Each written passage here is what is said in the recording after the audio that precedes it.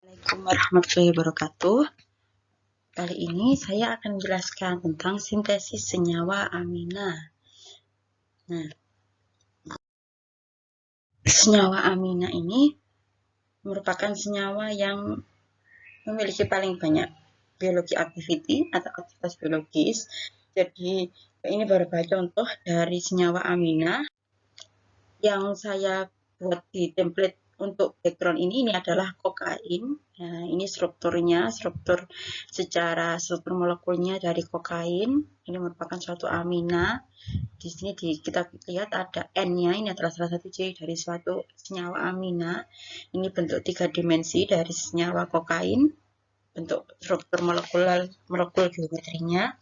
Yang selanjutnya ini ada dopamin, ini adalah neurotransmitter, ini ada epinefrin, hormon, asam amino itu juga suatu senyawa amina, piperezin, nah, intestinal worms, yang ini asam nikotinat, ini adalah vitamin, ini juga vitamin B6, ini juga suatu senyawa amina, piridoksin, yang ini adalah histamin, ini juga termasuk dalam suatu senyawa amina. Jadi senyawa amina ini sangat banyak terdapat baik di dalam tubuh maupun di alam dan memiliki aktivitas biologis yang berbeda-beda tergantung dari strukturnya dan jenis senyawa aminanya. Kali ini kita mempelajari bagaimana cara mensintesis senyawa amina tersebut. Nah, ada 5 jenis reaksi yang digunakan untuk sintesis amina, yaitu reduksi senyawa nitro, reduksi senyawa amida, reduksi senyawa halida dengan amonia, reduksi nitril, dan yang terakhir adalah degradasi Hofmann senyawa amida. Yang pertama adalah reduksi senyawa nitro. Nah, amina aromatis dapat diperoleh dari reduksi senyawa nitro aromatis yang sesuai dengan senyawa amina target. Jadi, misalkan di sini kita ingin melakukan sintesis anilin, maka kita bisa menghasilkan anilin dari reduksi nitrobenzena menggunakan SN, akhir reduksi asam, pemanasan, dan dalam suasana, dan OH- di sini. Agen reduksi nitro bisa meliputi FDH+ atau SNH+, atau katalis hidrogenasi seperti hidrogen, palladium, PT, atau Ni. Ini ya, contohnya. Nah, ini contoh lagi dari reaksi reduksi nitrogen menjadi amina aromatis.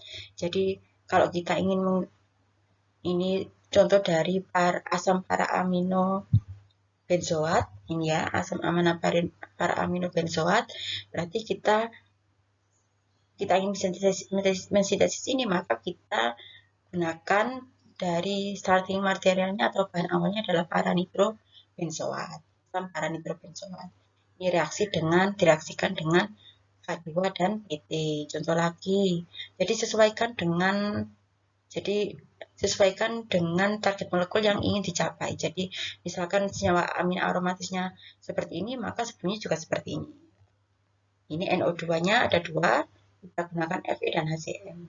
Cukup mudah, ini saya rasa kalau di dalam sintesis itu, kimia sintesis itu untuk menghasilkan amina aromatis ini paling banyak dihasilkan dari nitro. Jadi dengan rumus dasarnya juga harus sama juga. Yang kedua ini reduksi halida dengan amonia. Nah, senyawa amina primer dapat diperoleh dari reaksi amonia dengan senyawa alkil halida. Ini contohnya amonia bereaksi dengan metil klorida. Maka terbentuk suatu intermediate di sini ya. Garam amonium klorida, metil amonium klorida, ini intermediate-nya. Nah, ini nanti akan terjadi pada suasana basah, ini akan terjadi pelepasan sehingga membentuk amina primer, metilamina. Nah, senyawa amina sekunder diperoleh dari reaksi amina primer dengan alkil halida. Jadi amina sekunder ini berasal dari reaksi amina primer dengan alkil halida. Terbentuklah amina sekunder. Ini.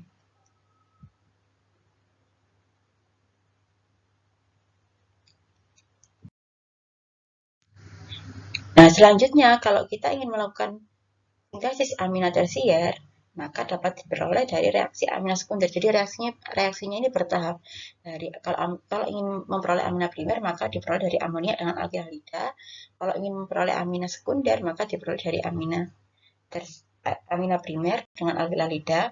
Nah, jika ingin memperoleh amina tersier, maka dilakukan reaksi antara amina sekunder dengan alkilhalida sehingga terbentuk amina tersier. Nah, ini persamaan umum reaksi amina dengan alkilhalida. R ini adalah rantai cabang bentuk apapun. R ini ya, R ini juga rantai cabang, rantai alkil. Rantai alkil juga C bisa berupa C lurus atau siklis ya. Yang terpenting kita fokus di gugus fungsinya ini. Jadi satu H ini akan diganti dengan R aksen ini. Sehingga senyawa sampingnya, hasil sampingnya adalah HX, HCl atau HBr. Begitu juga dengan ini. Adalah reduksi senyawa amida. Jadi senyawa amida itu merupakan turunan dari asam karboksilat. Jadi reduksi senyawa amida menggunakan LiAlH4 akan menghasilkan amina primer, yang mana ikatan rangkap oksigen pada CO karbonat ini akan digantikan oleh dua atom H. Ini dua atom H menjadi CH2. Jadi asal mulanya CO karbonil propanamida ini akan tereduksi oleh LiAlH4 dengan pelarut eter pada suasana asam menjadi CH2 sehingga terbentuk propanamina, ini amina primer. Nah, reduksi amina sekunder seperti ini dan tersier, ini tersier akan menghasilkan amina sekunder dan amina tersier. Jadi sesuai. Jadi kalau amida seperti ini ya, NH2 ini akan menghasilkan amina primer. Kalau amida sekunder dan tersier seperti ini akan menghasilkan amina sekunder dan tersier. Yang keempat adalah reduksi senyawa nitril. Reduksi nitril dapat dilakukan oleh agen reduksi kuat, yaitu hidrogen dengan katalisnya bisa berupa Ni atau dengan reduktor LiAlH4 dengan pelarut eter. Ini persamaan reaksi umumnya. RCN, CN nitril ini C ikatan rangkap 3N. Nah, ini akan direduksi ikatan rangkap 2 ikatan pada CN ini akan direduksi membentuk CH2 sehingga CH2NH2. Ini contoh persamaannya. Kalau direaksikan dengan LiAlH4 pada pelarut eter, maka ini benzonitril ya. Jadi benzonitril ini nitril pada di daerah ini akan reduksi menjadi CH2NH2. Langsung direduksi semua. Nah, yang terakhir ini adalah reaksi degradasi Hofmann senyawa amida. Nah, degradasi Hofmann senyawa amida adalah reaksi penguraian senyawa amida melalui pemanasan dengan Br2 dengan basa kuat NaOH atau KOH menghasilkan senyawa amina. Amina yang dihasilkan dari degradasi Hofmann memiliki jumlah C lebih sedikit daripada amidanya karena terjadi proses pengurangan satu karbon. Jadi ini persamaan reaksi umum reduksi nitril RCO, CO ikatan rangkap ya, ini NH2. Nah, didegradasi dengan melakukan pemanasan dengan reagen BR2 dengan suasana basa kuat NaOH atau KOH, maka C-nya ini nanti akan berkurang, CO ini akan berkurang 1 menjadi RNH2.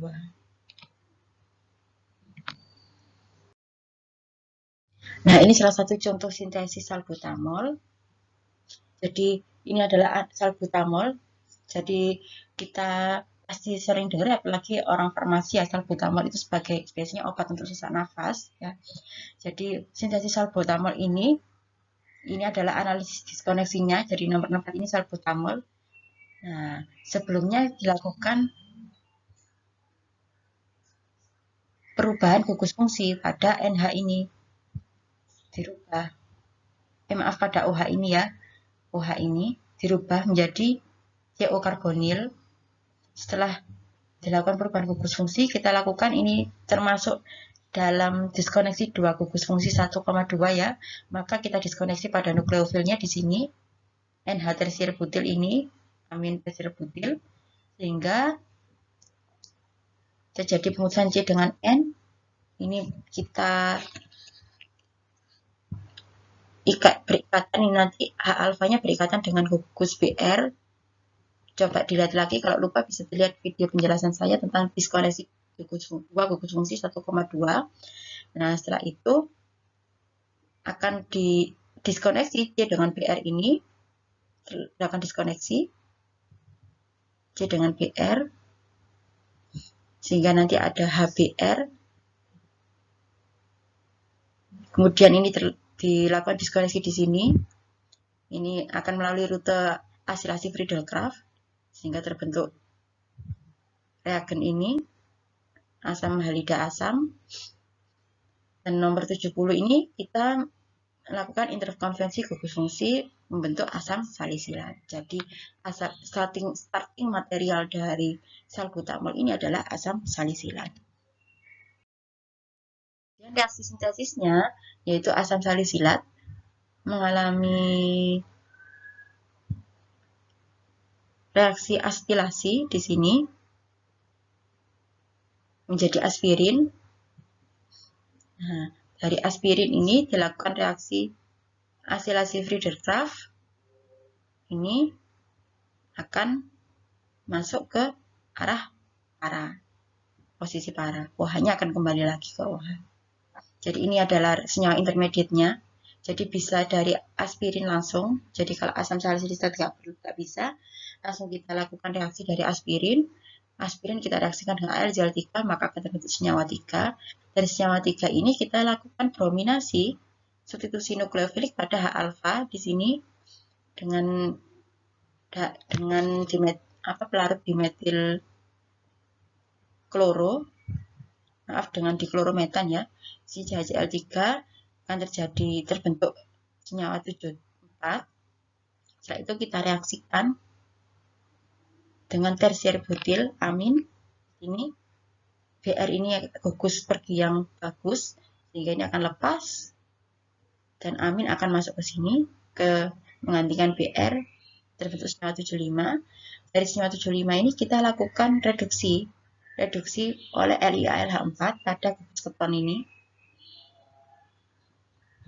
dan pada asam karboksilat, karena LiAlH4 ini bisa mereduksi asam karboksilat dan keton, sehingga terbentuk senyawa 76. Nah, dari senyawa 76 untuk memperoleh NH ini kita lakukan reduksi, sehingga vinyl ini akan lepas, direduksi H2 dengan PD, sehingga terbentuk salbutamol ini. Jadi untuk presentasi tentang sintesis amina, bila ada kurangnya saya mohon maaf. Assalamualaikum warahmatullahi wabarakatuh.